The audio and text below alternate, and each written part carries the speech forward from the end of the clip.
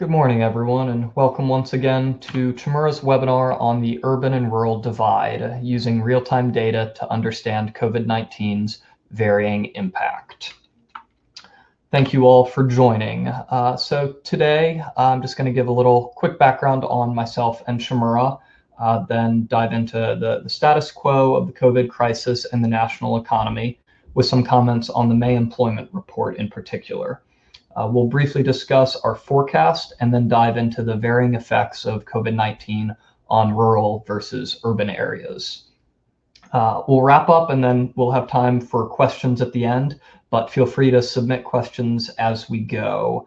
Avery will be collecting them as they come in. Also, please note that this webinar will be available for viewing after the live session, and the slides will be available for you. So I'm Alex Doherty. I've been an economist with Chmura for five and a half years now. I work on a multitude of projects with Chmura, including most recently Chmura's COVID-19 impact analyses for many different regions across the nation, Chmura's economic impact study work, site selection projects, survey work, and economic indicator projects. So for those of you unaware of who Chmura is, we are a software and consulting company. We provide labor market data and analysis to enable our clients to make informed decisions to help their communities thrive. We were founded over 20 years ago by Chris Chmura in 1998. We have offices in Richmond and Cleveland, Ohio. And we are a group of economists, data scientists, statisticians, and business professionals who care about helping your community grow. We're driven by client satisfaction and success, and excellence is our first priority in customer service and data quality. So we'll start by laying the groundwork of the economic data pre-COVID. So through the end of 2019, the overall economy was very strong with no glaring weaknesses. Here we can see employment growth was consistently strong at over 200,000 jobs each month. GDP was increasing slowly but steadily between 1% and 3% at an annualized rate each quarter, as shown in the chart on the right there. But then the coronavirus hit and brought extreme challenges to the way we live. In what we're calling stage one, businesses shut down and people were asked to stay home to mitigate the spread of the virus. Most of the nation is in the process of exiting stage one right now. But before we get into stage two, let's just set the foundation of COVID-19's effect with some more economic data. So as we know, it had a very devastating effect on the economy. Here we see monthly employment growth through March, with March being the worst month since the Great Recession. And then here we see that same monthly job growth, but through April. As we know, these job losses in April dwarf anything on record, and the Great Recession is actually barely visible. The employment growth or decline during the Great Recession, as shown in the gray box on the left. Now, you'll also notice the addition of the gray shading in the final months of this chart on the right. Earlier this week, on June 8th, the National Bureau of Economic Research announced that the US has officially entered a recession with a final monthly peak in February 2020. This marks the end of the longest expansion on record, totaling 128 months. The NBER also noted that the quarterly peak will officially be the last quarter of 2019, reflecting very much the unusual nature of this recession. The economy contracted so sharply in March, which is the final month of the first quarter, that in 2020 Q1, GDP and employment were significantly below their levels of 2019 Q4, despite growth in January and February.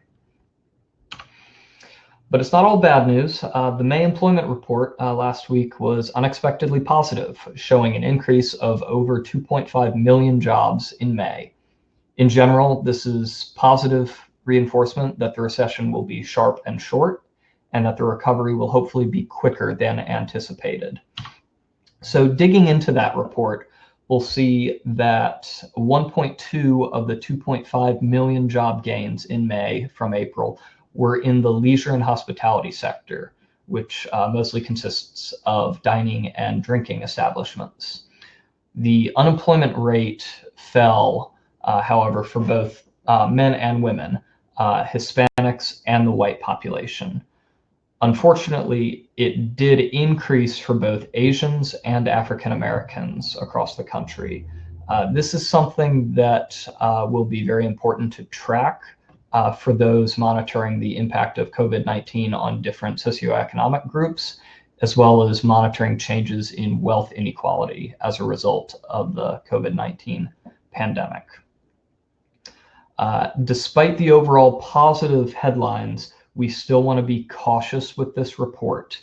The confidence intervals remain wider than normal, meaning we could see major revisions, especially at the industry level. For example, the March number was initially reported as a loss of 700,000 jobs, and that March figure was revised to a loss of 880,000 jobs in the April report, and all the way up to 1.4 million jobs lost in March as of today's report. Additionally, the large number of workers who were classified as employed but absent from work were probably misclassified. If these people had also been considered unemployed in these job reports as the furloughed workers were, then the reported unemployment rate would have been 16.3% for May and 19.3% for April, which is much closer to the 20% that you may have seen many economists predicting. But for the sake of continuity and keeping trends and process the same, they were not classified as such in these employment reports. But that is something we need to keep in mind. We also want to keep in mind that the employment report is based on a survey that's conducted in the middle of the month. In the case of May, it was during the week of May 10th through the 16th. So that actually shows that this employment rebound happened in mid-May or earlier, not the end of May, which is more encouraging news. However, that also means that we're already a month behind in data, and the next employment report for June doesn't come out for another 4 weeks. And as this crisis has shown, things change so quickly on a day-to-day basis. Having up-to-date data is of utmost importance. So we'll stick a pin in that and revisit that shortly. A likely explanation for May's employment turnaround is the positive effect of the Payroll Protection Program, or PPP. In this chart, the green and teal line shows the employment decline without the PPP.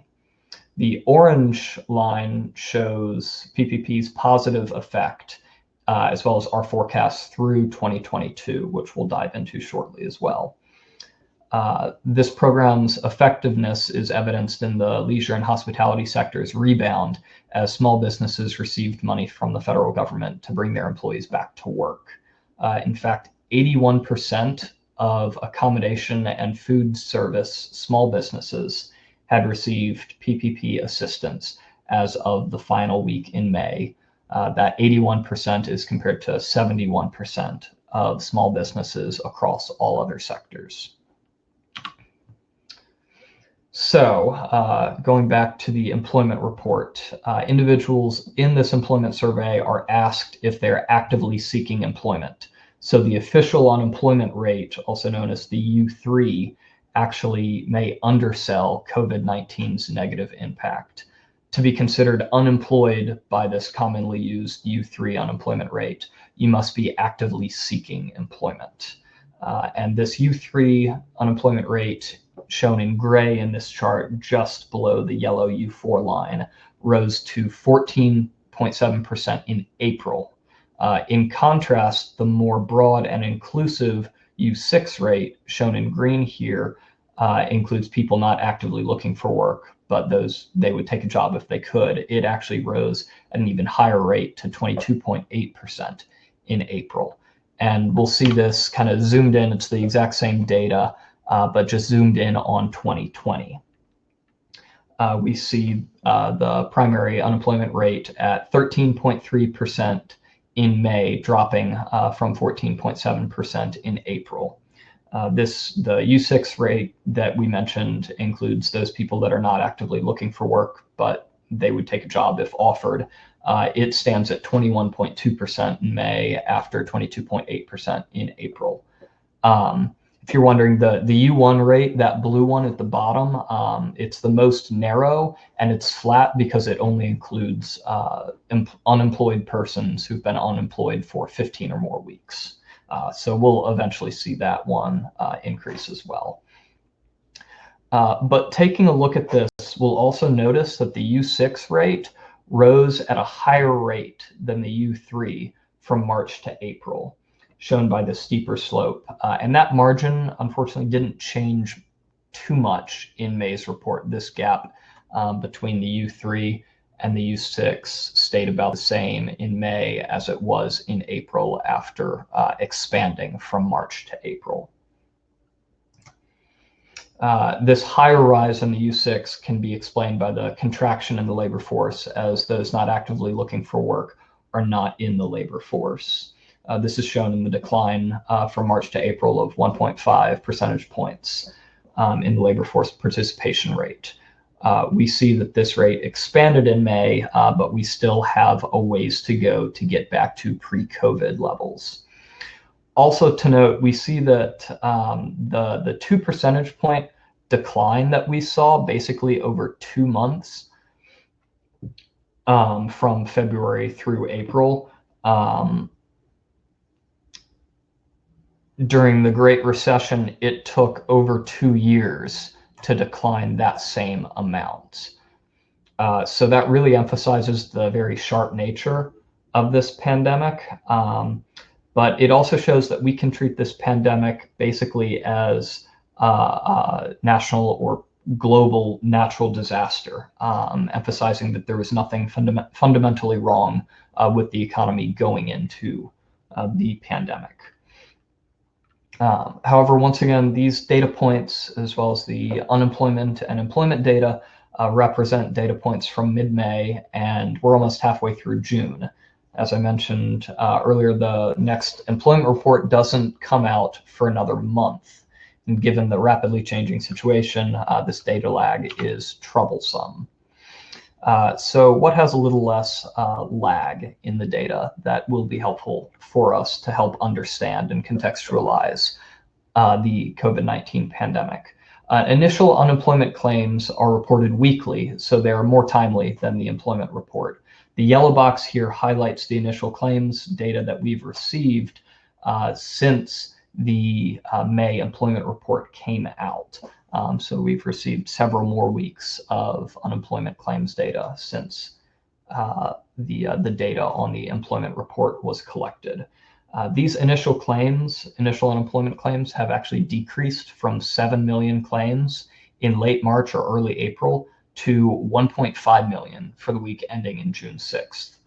This decline in claims was expected, but it's still great to see. However, it's still more than twice as high as the previous peak before March, as shown here in this unfortunately better scale with more historical data. Once again, we can see that the Great Recession barely registers. It's also concerning that these initial claims data appear to be flattening out a bit instead of declining to pre-COVID levels. This may be partly due to a lag in reporting, as unemployment claim systems were overwhelmed at the start of the crisis, and many individuals are just now able to access unemployment benefits. However, as the crisis drags on, more businesses are closing their doors permanently, which will unfortunately lead to more initial claims. compared to these initial claims data, which measure the number of new people filing for unemployment benefits, continuing claims, in contrast, represent the number of people receiving unemployment payouts each week. This figure actually declined by 3 million from the week of May 9th to the week of May 16th. This decline indicates that some people have actually started returning to work, and some companies are starting to hire again. While this was just 1 week of data, it was very welcome news to see, and hopefully an optimistic sign of more positive things to come. That continuing claims will, at the very least, stay flat and hopefully start decreasing very soon. And we see that they have stayed steady over the past 2 weeks. This may be due to the backlog of unemployment claims due to these enormous processing delays, compounded by the fact that workers can still receive unemployment payments for the time spent off the job, even if they've since returned to work. An additional silver lining to note in these past reports or employment reports is that in the April employment report, 78% of all those unemployed Americans were classified as being on temporary layoff, indicating that these jobs could eventually return as the economy reopens. As we saw employment gains, we still saw this number stay fairly high. In the May report, staying at 73%, indicating a higher likelihood of a faster recovery. So we're seeing some positive news, some negative news, but definitely signs that are pointing towards recovery and hopefully a faster recovery. So to summarize the broad impact, we saw record employment declines in March and April as non-essential businesses closed shop and citizens remained at home. Since then, we've seen improvement, although we still have a ways to go. Stepping back, most of the nation is in stage 2 now. States have begun to lift restrictions, although at different rates. Many people are returning to work, although at limited capacities, which vary by industry. We at Chmura still remain very optimistic for a relatively swift recovery that still resembles that Nike swoosh that you may have seen reported on by us and other economists around the nation. But in order to return to normal, or at least closer to normal, the public needs to feel safe. To go out and get back to normal, increase consumer spending, for example, return to retail. This return to normalcy requires expansive and exhaustive testing and contact tracing, which we're on the way towards, and some communities are already there or very close to getting there. But the silver bullet here is a vaccine. Vaccines usually take years, sometimes decades, to develop, but most experts believe that we'll have one available in mid-2021. So as far off as that may seem, it's very much on the fast track and relative to the typical vaccine process. That said, our forecast is actually fairly conservative, and it doesn't assume widespread vaccine availability in the US until the first quarter of 2022.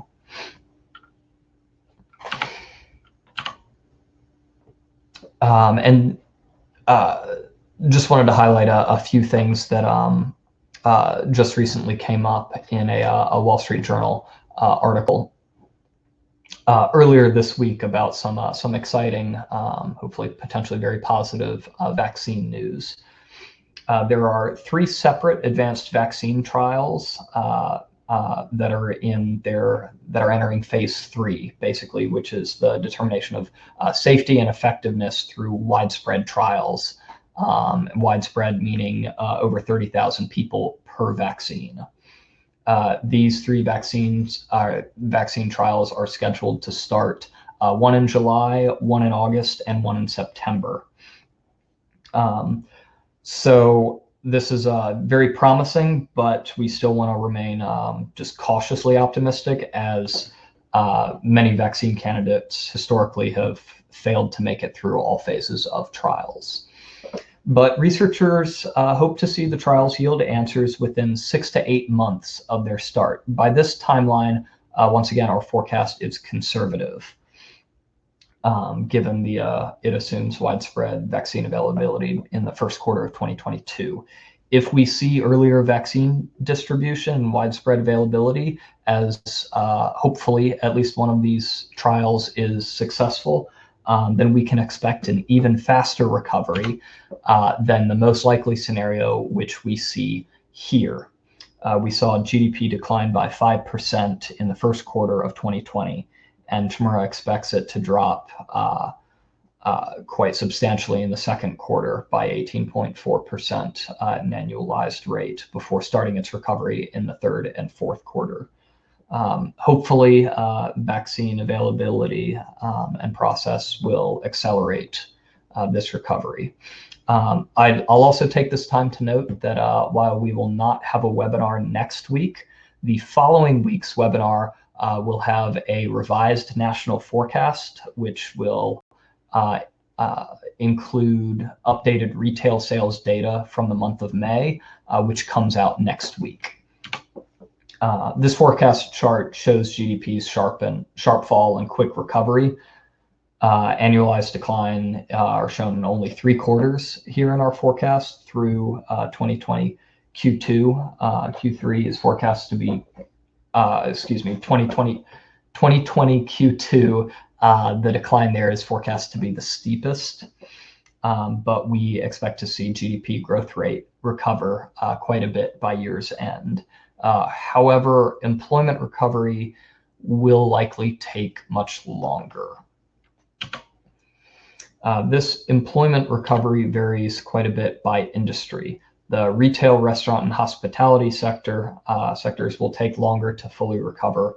We expect industries like utilities and professional services that require less in-person contact to recover to 90% of their pre-COVID levels by the fourth quarter of this year. We've seen several business closures and bankruptcies as a result of COVID, from J. Crew and Neiman Marcus bankruptcies to Starbucks and Signet, which is the parent company of Kay, Jared, and Zales Diamond Stores, closing 400 or more stores each. Starbucks is changing their business model a bit and opening some drive-throughs. So we're seeing businesses affected in different ways and sectors affected in different ways as a result of the pandemic. These retail losses will take quite a long time to recover in the case of business closures, although, as discussed, the Payroll Protection Program has helped dampen the blow quite a bit and will hopefully continue to dampen that blow.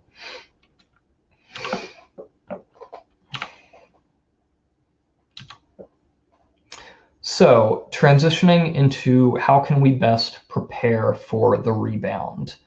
I'd like to make the case that timely, detailed, and forward-looking data can be of greatest use as communities plan for a strong recovery.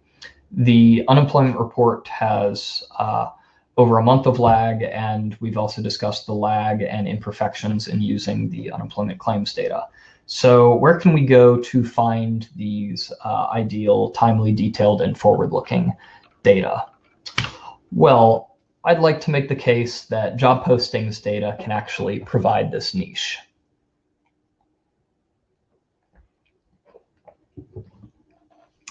They're timely. The job postings data that Chmura produces are updated daily. Job postings are also detailed, as we can identify jobs at the 6 or 8-digit standard occupation classification code level, or SOC level. We can see what certifications are in high demand in different regions, what hard and soft skills are most desired by employers in your region, and what specific employers are hiring, and exact locations of these job postings, etc. We collect all of these data.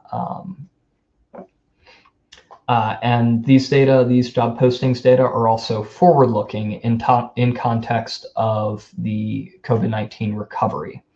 The economy will rebound when hiring picks back up, and job postings are a leading indicator of hiring. So you can see what occupations are in demand as your region begins to rebound, and help prepare accordingly.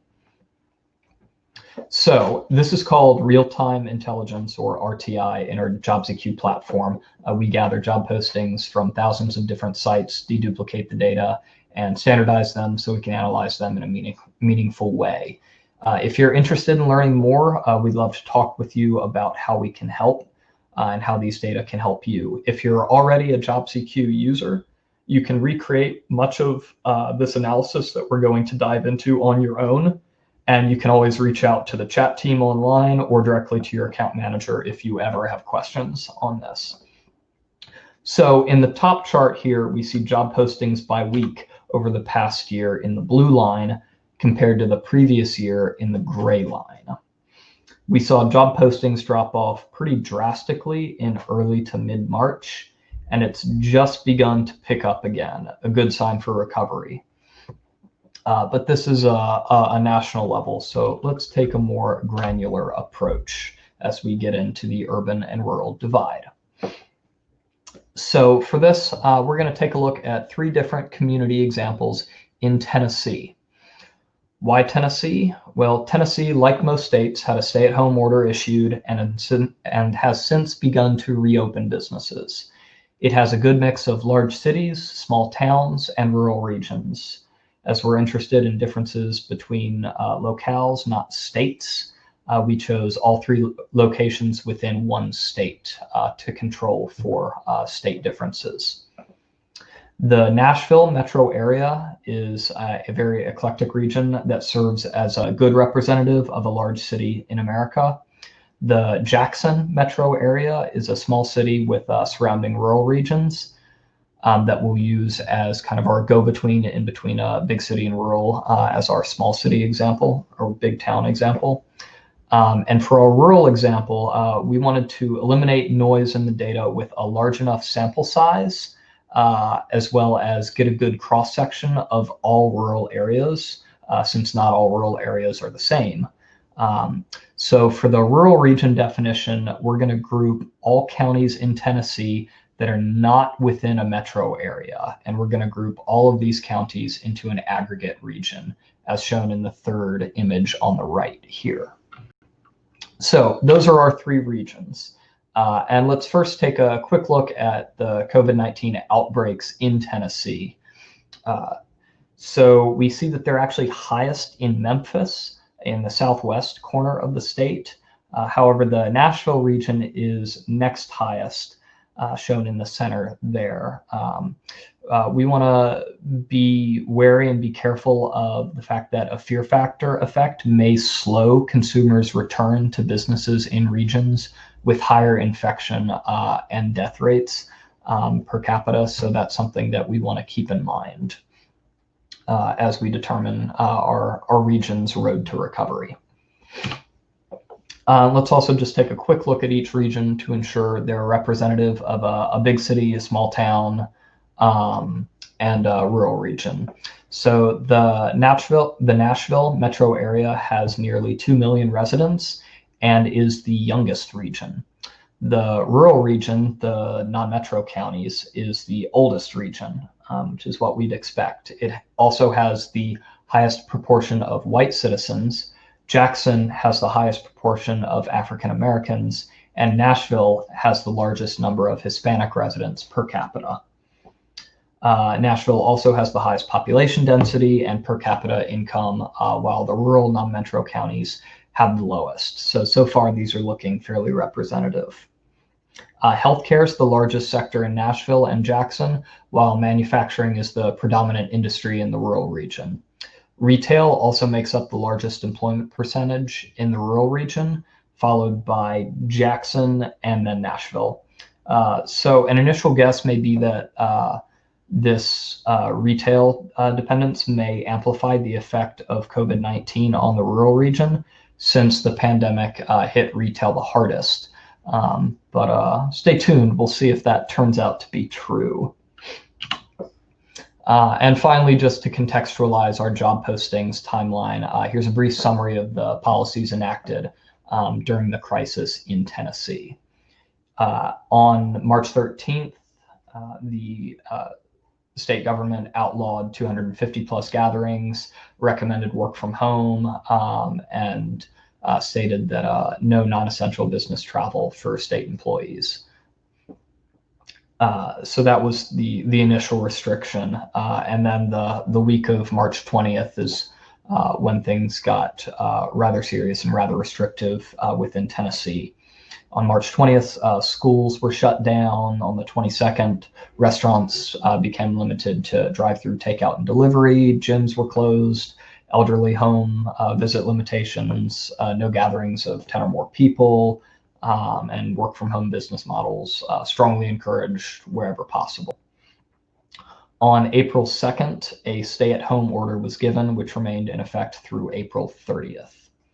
So this actually gives us a pretty clean timeline.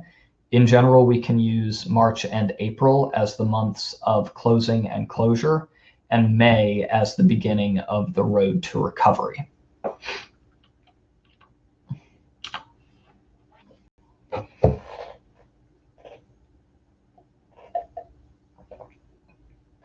This timeline is reflected in job postings for the state. As we see here, job postings plummet in mid to late March as businesses and schools close and gathering restrictions are enacted. There's a small bump in mid to late April as restaurants prepared to reopen at 50% capacity, and they actually spike up in May to pre-COVID levels for the entire state as gathering restrictions are lifted and businesses are allowed to operate at full capacity. So that's the state overview and a quick look at each region. Now let's really dig into job postings within each region and where we can see COVID-19's impact in each region. So first, let's dive into the Nashville metro area. In the top visual, we see job postings declined about 40% from early to late March. We also see the recovery starting in May, but not quite to pre-COVID levels yet. And then below, we see the job postings during March and April 2020. This may be a bit surprising to see retail jobs really at the top here, retail salespersons and sales representatives. We also have first-line supervisors of retail sales workers, customer service reps, food workers. So that might be a little surprising to see as this represents really the onset of the pandemic in March and April. But if we dig into this data and try to figure out why retail was in high demand, we see that the hiring employers actually are, for the most part, essential businesses like Home Depot, Walmart, and Lowe's, for example. So this is helpful to see to contextualize where those retail hires were actually taking place. But if we look at job postings relative to last year, we can identify how COVID-19 affected job demand. So comparing March and April 2020 to the same time period, March and April 2019, we can see where the surge in demand is relative to a normal year. For example, we see that there were 213 more job postings for software developers in March and April 2020 compared to those same months in 2019. We see IT workers being hired at a higher rate during the outbreak of the crisis relative to the same time period in 2019. And for anybody else wondering, and if this caught your eye, the phlebotomists increase in job postings. Bonus points if you know what occupation that is. Those are they increased 73% over the same months from 2019. These workers are actually medical workers who specialize in drawing blood for medical testing and diagnosis. So not surprising to see that spike for that occupation.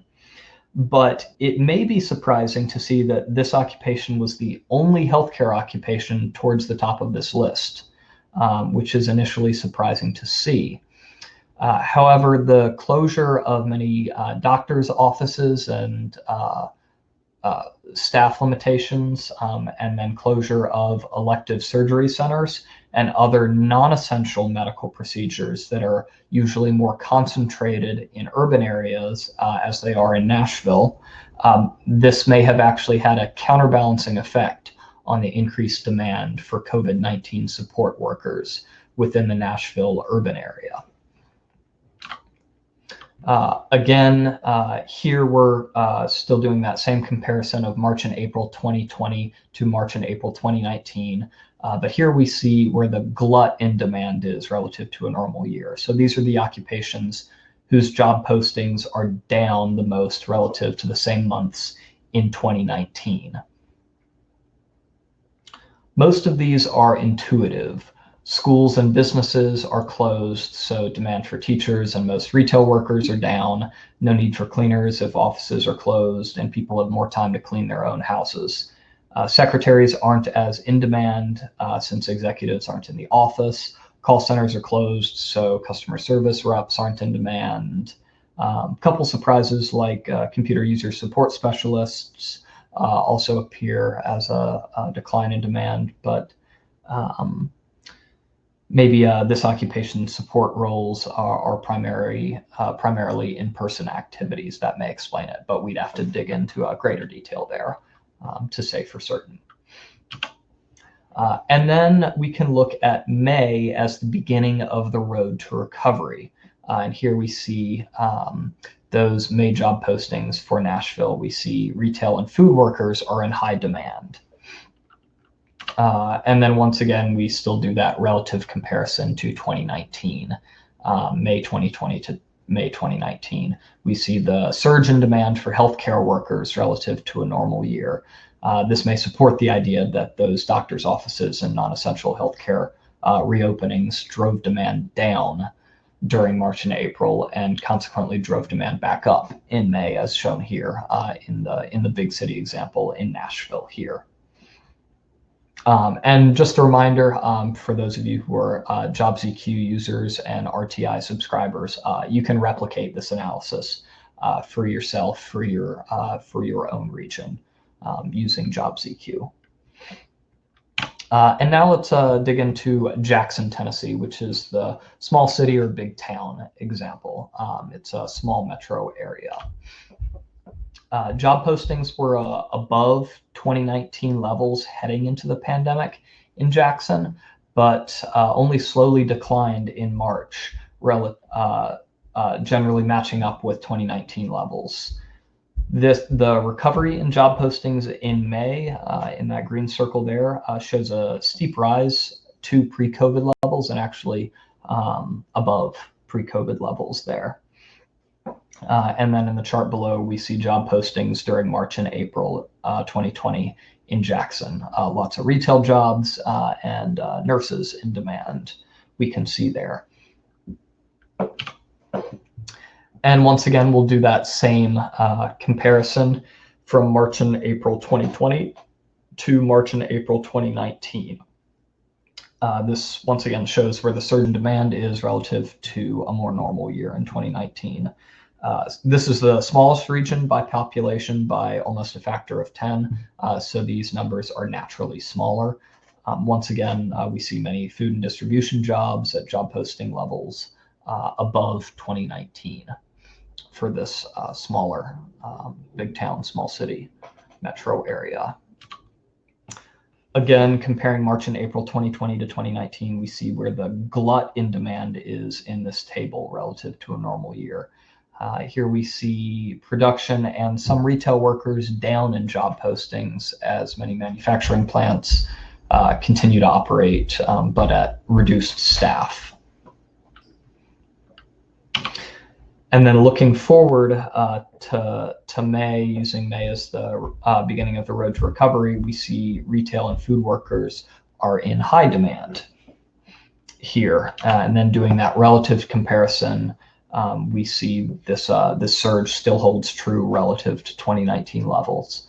Retail and food workers in higher demand in May 2020 relative to May 2019.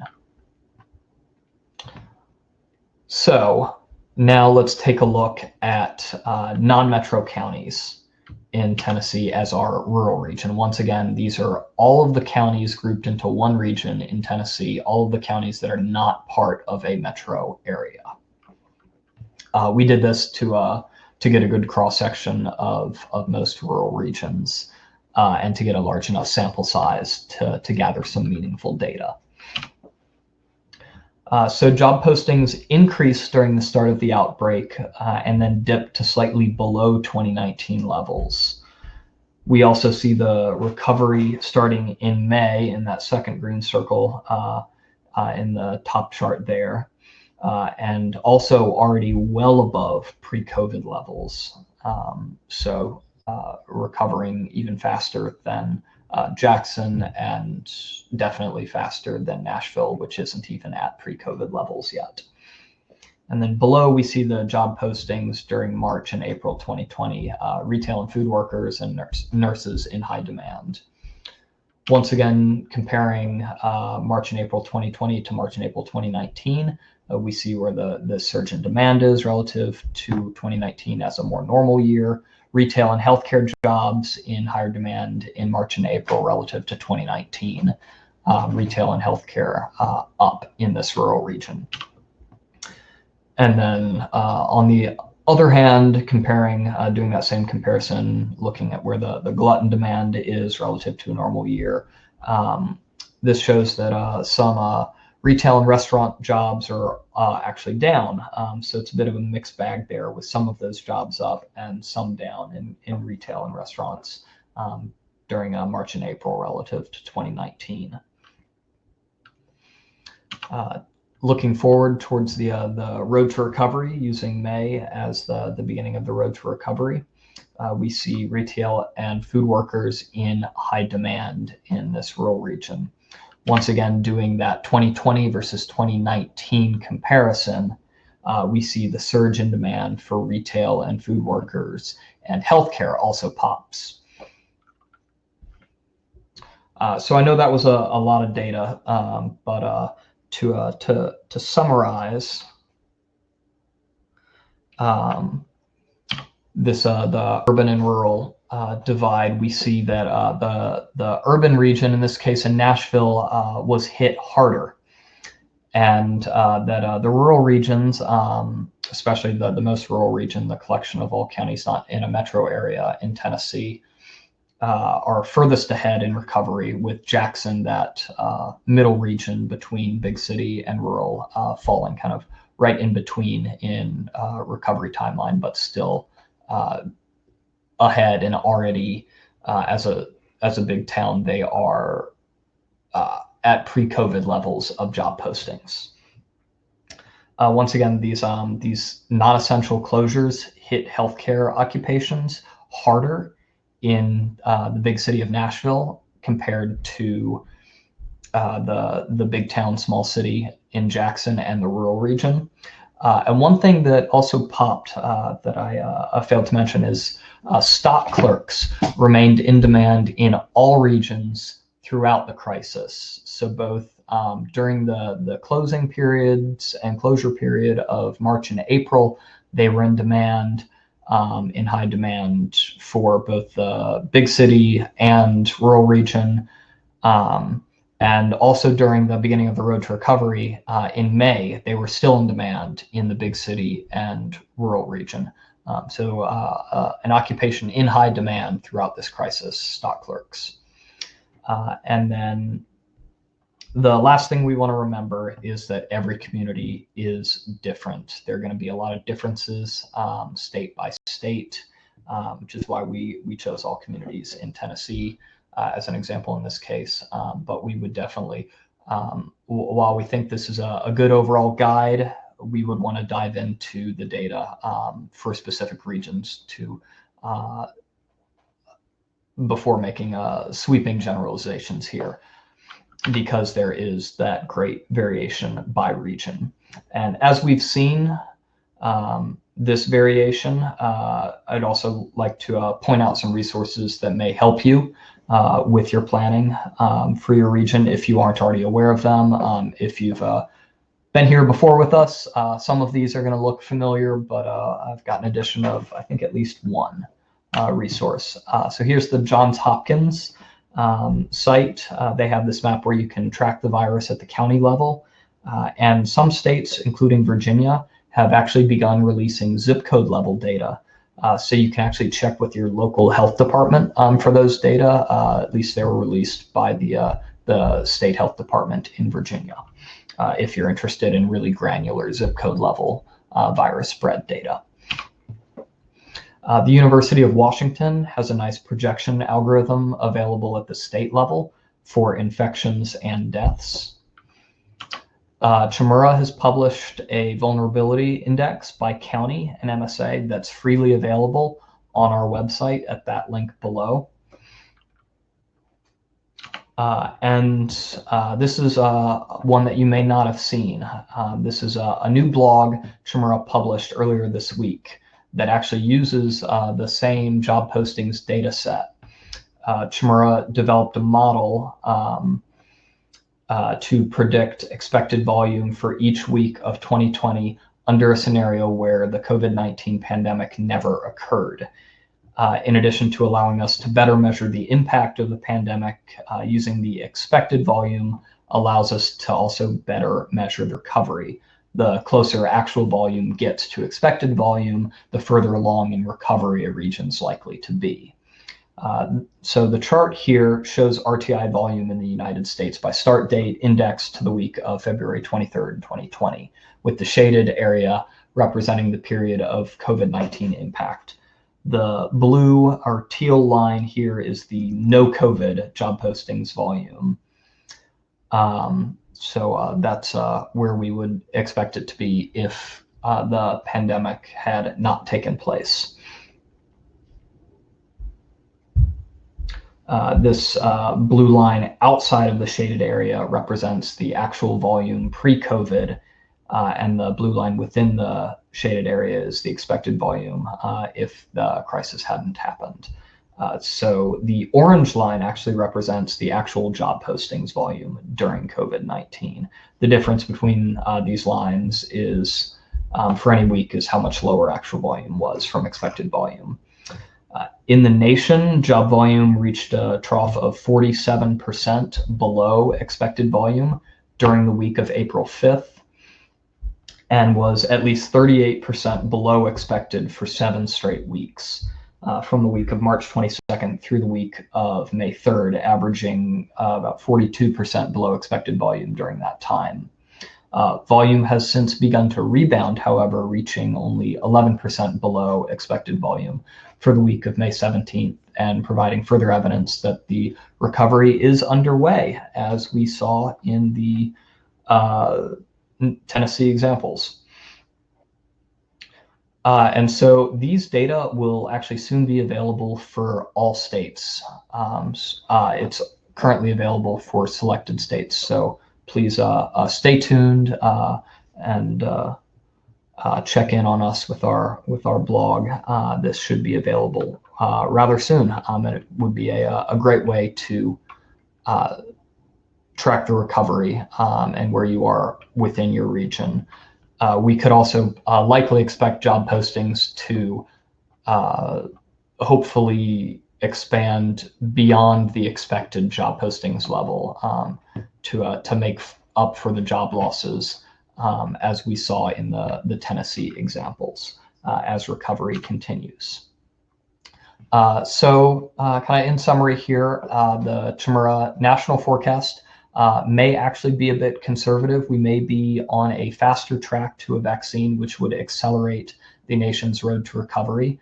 But once again, we are going to be revisiting and revising our national forecast next week after retail sales data come out for the month of May.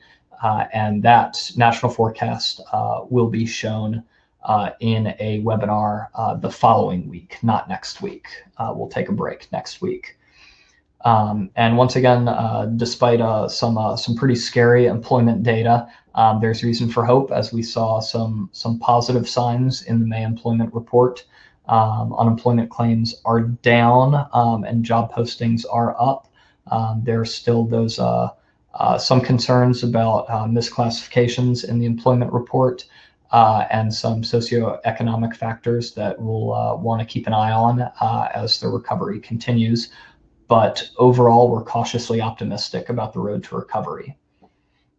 And once again, we need to stress that each region's road to recovery depends on many different factors, starting with government policy at the federal, state, and local level, the industry mix within the region, whether you have a more urban or more rural locale or a mix of both, as well as the spread of the virus within your region. For example, regions with increasing daily infections and daily deaths are taking longer to reopen. And finally, as we've seen, job postings in Chmura's JobsEQ in the RTI analytic can really help you prepare for your region's recovery. So I think that concludes kind of the scheduled portion. I'd love to take a lot of questions now, so feel free to type those in chat if you haven't already. Avery will be sending those to me shortly. Oh, she already has, but I will actually tackle some common questions that we get during these webinar to start off with. So one question that we get pretty often is, what if there's a second wave?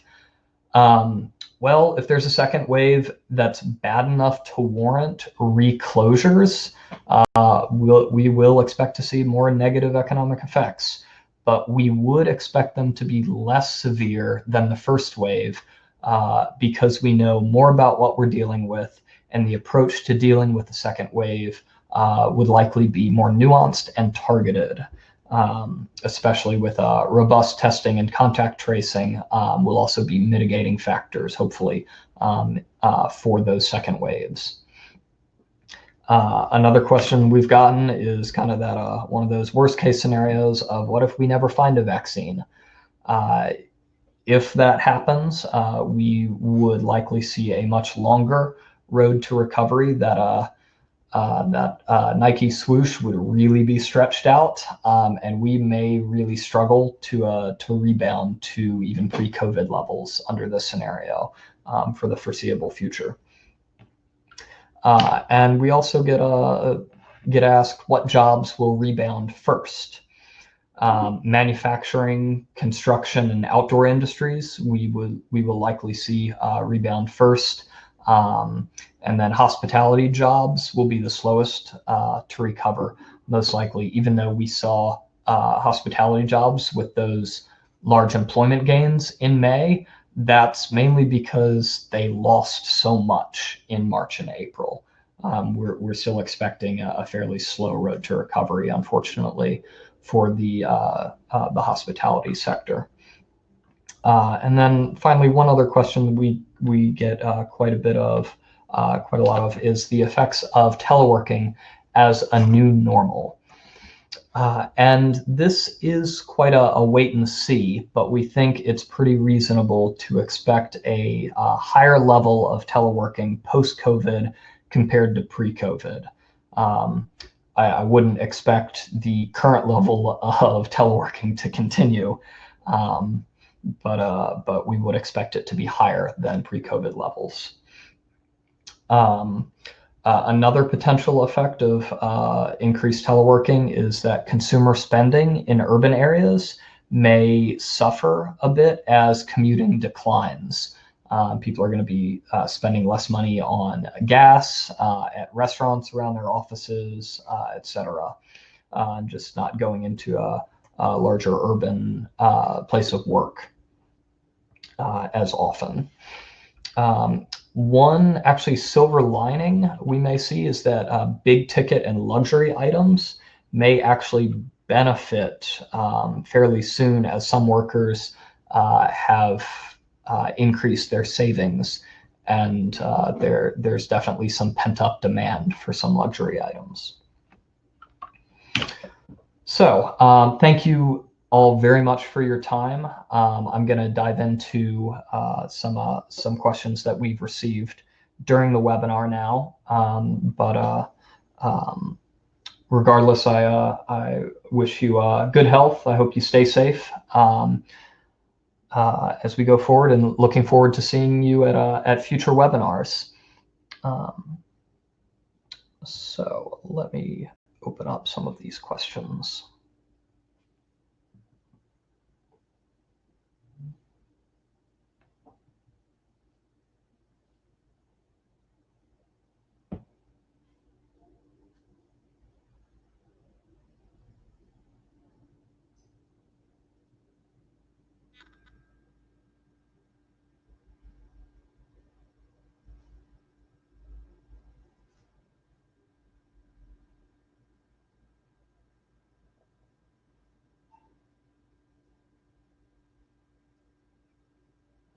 There's one question about the 3 companies doing the testing.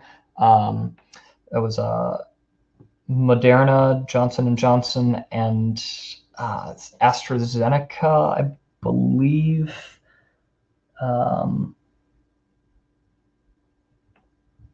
Those are the ones doing the testing. But if you Google Wall Street Journal and advanced trial, you can find those companies.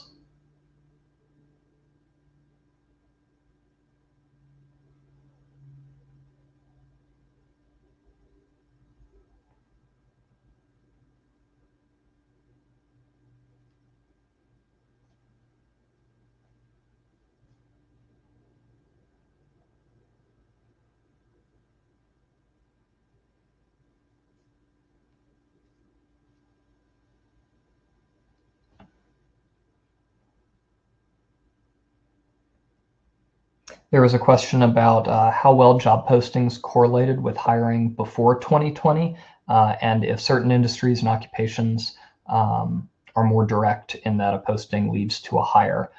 So job postings are fairly well correlated with hiring, and we actually have a proxy variable for hires in our JobsEQ RTI analytic. It does differ a bit by industry. We obviously see a lot of professional service industries and management industries have a much stronger online job presence, online job posting presence compared to some retail and or smaller retail and construction jobs that may be a lot more word of mouth. So that there are some qualifying factors there when we look at those by industry that we need to keep in mind. There's a question about, are we actually consuming or purchasing less, or is the shift been to online, which equals the same total consumption? Consumer spending is down significantly. I don't have the exact number in front of me, but it is down significantly. That said, you are absolutely correct that online shopping has increased quite a bit, and that is one thing that we actually probably saw evidenced in that job posting for stock clerk being so in demand in all the regions throughout the pandemic.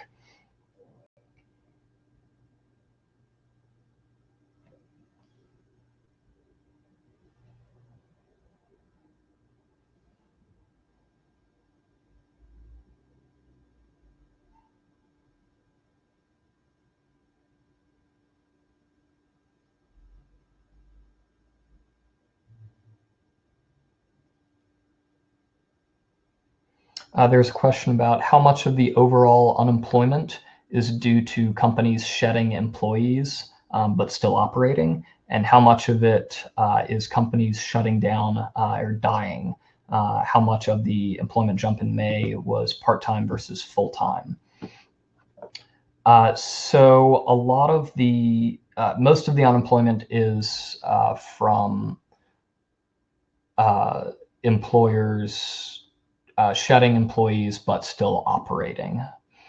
while the closures do take a lot of the headlines, it was the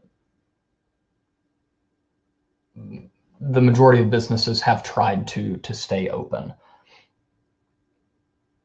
And that was actually something that we can see in the employment rebound in May, evidenced by we can use the payroll protection program as a good example of many of those employees that were laid off in March or April, and then companies having to rehire them, bring them back on to comply with the payroll protection program's loan forgiveness qualifications.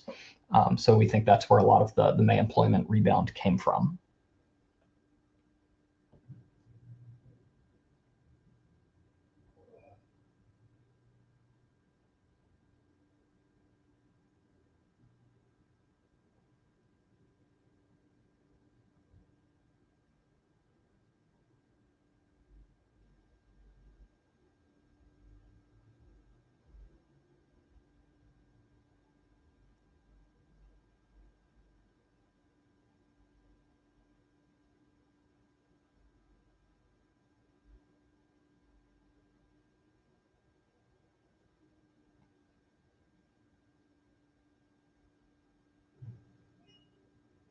There's a question about the possible misclassification of workers in the employment reports, and that is from workers who are self-reporting themselves as employed but not at work,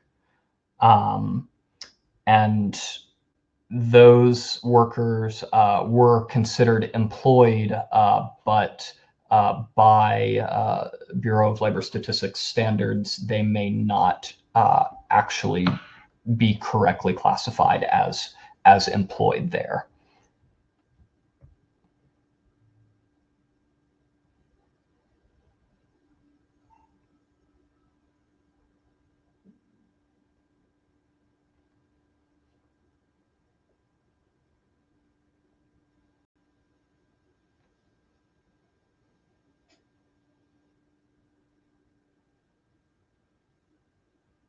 So there's a question about how we account for the growth rate of Nashville and surrounding areas due to individuals moving to the area. That growth rate definitely plays a factor, but for this example, we actually did not include adjustments for that because we're just looking at this 3-month difference from March, April, and May.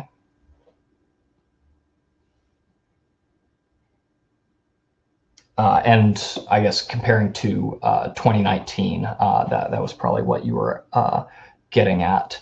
The population growth rate for Nashville, I don't have it in front of me, but I would be surprised if it's higher than 5%. And we saw most of those year-over-year job postings growth rates up, either up or down between 50 to 200%. So we were looking at the extremes there. So that population growth factor probably has a very mitigating effect on this analysis. But if we wanted to take a deeper dive, that would be something that we would want to consider.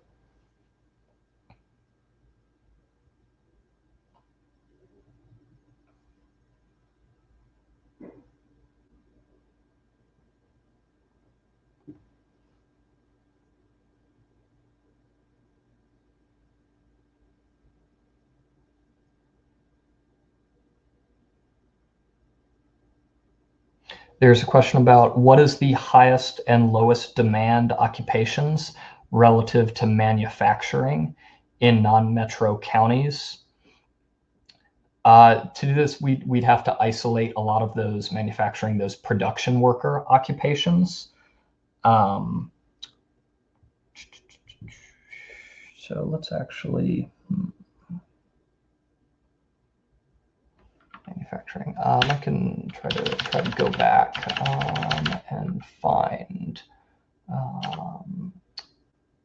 Okay, so during the pandemic, during the months of closure and closing in those March and April months in 2020 relative to 2019, we see these are the most in-demand occupations. And just scanning through this, which ones are off the top of my head likely to be employed by manufacturers? Those light truck or delivery service drivers. Those were definitely towards the top. I know there were a lot of news articles about people being very enthusiastic to see truck drivers on the road and being very complimentary towards them when many of our essential paper products were running low at the grocery store. And then taking a look at the glut in demand relative to 2019.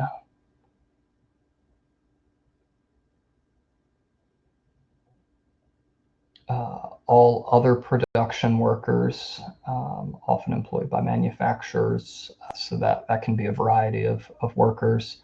A little surprising to also see the laborers and freight hand movers, as well as the maintenance and repair workers on here, since they can typically be are typically employed by manufacturers. But this is another case where we would want to look at, okay, which employers are actually the ones that are hiring those the most. We want to make sure that those are manufacturers and manufacturers deemed essential in your region and in your state.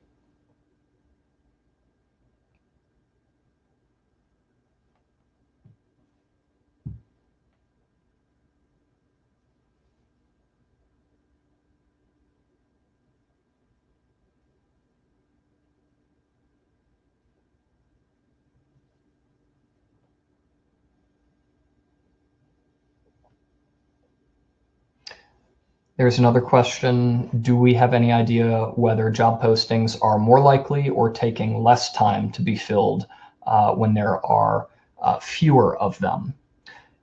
So this is something that we can take a look at in our RTI JobsEQ analytic to see how long each job posting takes to get filled. But when there are fewer job postings, that complicates it a bit, because we need a large enough sample size to say anything definitive about that. So that is one that we'd want to dig into at a very region-specific level, but also with an error towards a sample size.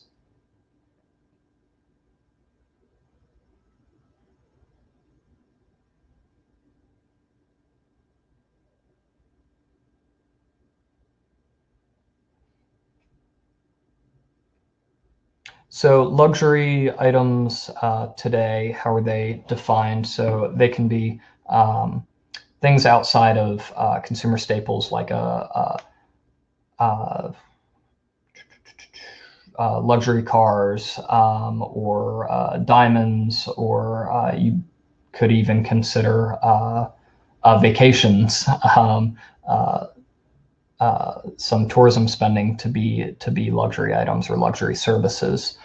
So really anything outside of the norm for the average American income to spend money on.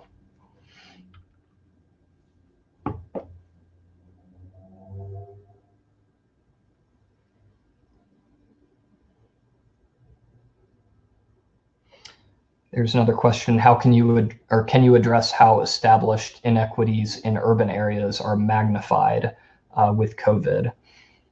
And that is something that we saw in the May employment report, as the unemployment rate declined. It's a positive thing for both men and women, as well as the white population and the Hispanic population. But the unemployment rate actually slightly increased for the Asian population and African Americans nationwide. So a negative impact on those two minorities.